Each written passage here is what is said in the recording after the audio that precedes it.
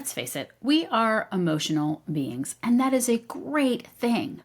But when you are very emotional in a negative emotion, you are not objective. Neither am I. None of us are. Science has told us this.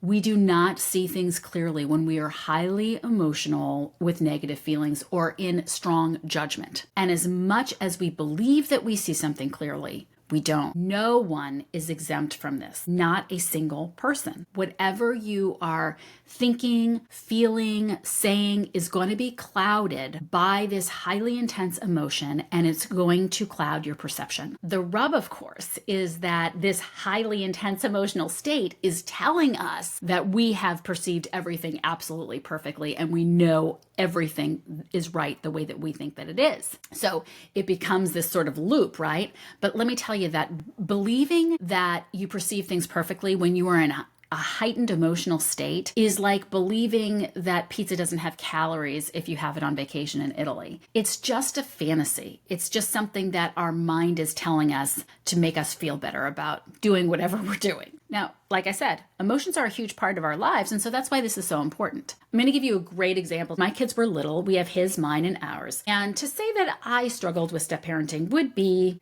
an understatement. And my stepson to this day would probably tell you he wasn't the easiest child. So there were times where I was certain that this kid was disrespecting me. Sometimes he was. Not always, certainly not always. And there was this one time where I walked out into the living room and he was in there eating goldfish on the couch. And I had told the kids 1,000 times I didn't want them eating goldfish on the couch. And sitting right in between the kids was my husband, who also knew that I did not want this to happen. And so I immediately felt so angry. And all of these thoughts are coming through my mind. I told him not to do this. He's undermining me with the kids.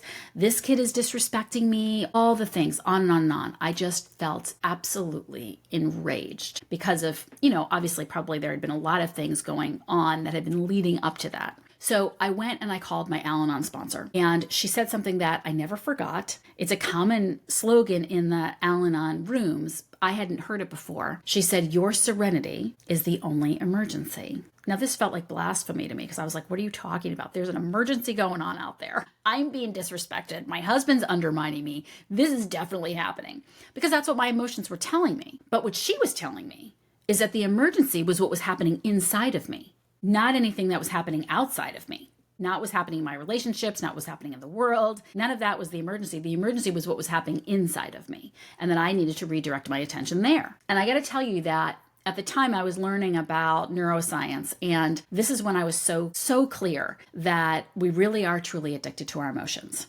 This is how I knew I was addicted, because it felt like there was no way that I was not going to be able to keep myself from walking out there and just ripping my husband a new one. It's, if you've ever had any kind of addiction, whether it's to cigarettes or sugar or whatever it is, and you've had experienced that feeling of, I can't stop myself from having the ice cream, or that's how I felt. And in that moment, like, holy crap, this is an addiction, because it feels like I have to say something. I cannot hold myself back. And it's important to recognize that we are, in fact, addicted to our emotions. And that means that whatever we're feeling isn't necessarily telling us proper information. In fact, it's normally not, and it's definitely not when we're in that heightened emotional state. So I really began to come to love this statement, "Your serenity is the only emergency," and take it very, very seriously.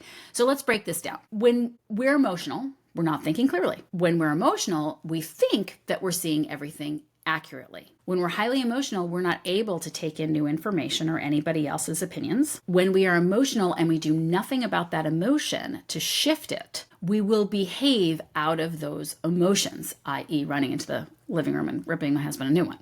If it's guilt, we may retreat. If it's anger, we may rage. If it's victimhood, we may gossip. So if we don't think clearly when we're gripped with a negative emotion, it will lead to our thoughts, choices, interactions, and behaviors. So it tracks then that serenity is always the only emergency, because when we become more calmed down and serene and self-regulated, we have more clarity and we may have better decision making and all of the things. And in fact, The HeartMath Institute knows this, and they train first responders, police officers, hospital staff, and firefighters, because even though you may be in an emergency situation, if you are what the HeartMath Institute calls coherent, if you have regulated yourself, certainly doesn't mean that you necessarily have to be going slowly, but if you've regulated yourself, then you're going to make a better decision. If you run into a fire and your own hair's on fire and you're freaking out, how available are you going to be to make the proper decision, to make the right choices in that situation? So this is a very, very serious concept to take into account. And it's very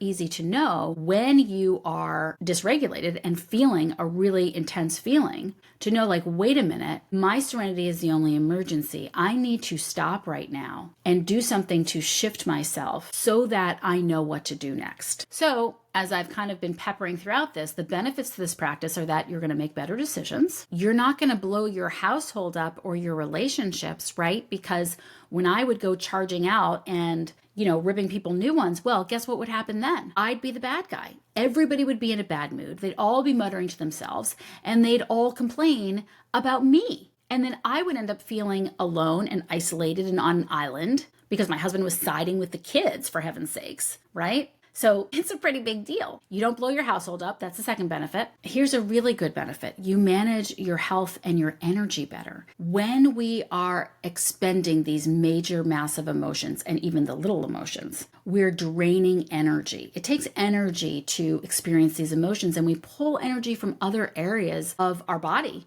that need things like our immune system or endocrinatic system. These are happening while we're feeling highly emotional, and that's what is causing disease, because your body doesn't have all the energy on board that it needs to deal with to take care of the systems that need to be taken care of for your physical health. Obviously, the other benefit is that you can't see things accurately otherwise. You might be completely worked up about something and you're just not seeing it accurately. And then lastly, I would say the benefit to this is that, our experience of our life is really all that we have, right? The way that we are experiencing our relationships, our work, what we're doing in any given moment, that's what we have. So how do you want your experience to be? When you practice your serenity is the only emergency, then you're in a place of groundedness, you're in a place of rootedness where you are able to have a better experience of your moment by moment life. I want to give you an exercise so that you can try this on for yourself. But before I do, if you want to know one of the really, really big ways that this plays out, especially in addictive relationships or relationships where there's some type of impairment or some type of narcissism,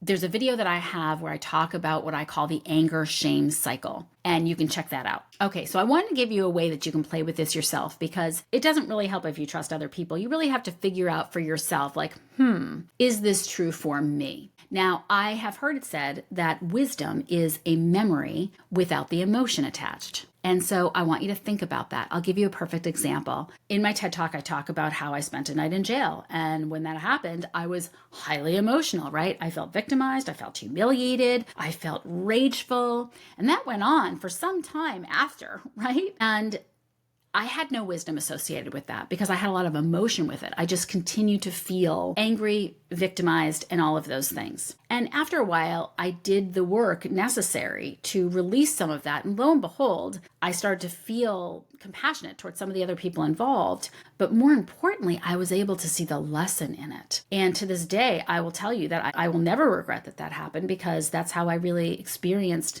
my worth for the first time in probably my entire life. And it's only because I was able to pull the emotion out of the experience. So think of a time in your life where you have something that happened in the past that maybe you used to be very upset about, but you're not upset about it anymore. What is the wisdom that you gained from that? Are you able to grasp the gift that came out of that? I'm sure you are. If you still feel a little resentful about it or a little something about it, then the wisdom is not there yet. The full wisdom is not there yet. Now think of a time that something happened and you still feel really emotional about it. You probably are able to take less away from that. There's not really a lot of wisdom in it. You might be able to intellectually tell yourself, well, I learned this or whatever, but that lesson hasn't really landed, and it's not gonna land until you release the emotion around it, until you realize that your serenity is the only emergency. So don't take my word for this. When the next time that something happens that you're feeling upset about, take a moment and think that to yourself. My serenity is the only emergency, and see what happens,